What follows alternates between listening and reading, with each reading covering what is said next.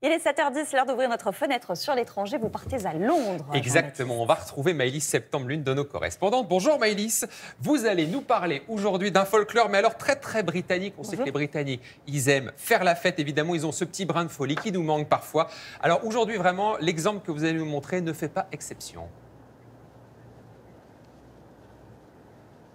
Oui, tout à fait. Alors, je ne sais pas si vous aimez vous déguiser pour Mardi Gras, mais je vous assure que quel que soit votre costume, même le plus étonnant, vous ne fêtez pas Mardi Gras d'une façon aussi originale que les habitants d'Ashbourne, dans le nord de l'Angleterre.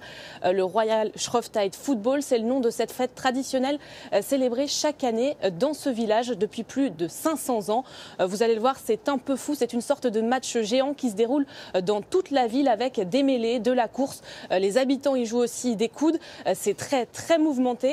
Le mieux, c'est que je vous laisse découvrir ça en images avec ce reportage de Charline Madini et Léna Soudre. Une mêlée géante, une balle et des centaines de joueurs plutôt tête brûlée. Bienvenue à Ashbourne, la ville où les habitants du sud affrontent une fois par an ceux du nord dans une partie de football Shrovetide. Mélange un brin chaotique du rugby et du football. Un sport où il n'y a pas d'arbitre, pas de règles, à l'exception d'une, cruciale. Il n'y a qu'une seule règle et c'est pas de meurtre. C'est ça qui est amusant. Vous pouvez faire à peu près tout ce que vous voulez. Dans la limite du raisonnable. Oui, évidemment. À l'occasion de Mardi Gras, la ville tout entière devient le terrain de jeu de cette gigantesque et joyeuse bousculade. Alors les magasins se barricadent et certains restent à bonne distance. Dans ce corps à corps de 8 heures, plus de 5 km séparent les deux buts. Et même les eaux glacées de la rivière n'effraient pas ces Anglais déterminés. Il faut se battre bec et ongles. Au milieu, il y a ceux qui gardent la balle bien serrée pour après la donner aux coureurs devant. Dans la foule, on est tellement compressé. C'est dur à expliquer. Des gars se sont évanouis et sont tombés. C'est pas fait pour les peureux. La tradition du football Shrovetide remonte au Moyen-Âge. Et à Ashbourne, le nord et le sud s'affrontent depuis 1667. Un folklore qui a fait la renommée de la ville et qui attire chaque année les plus curieux et les plus téméraires.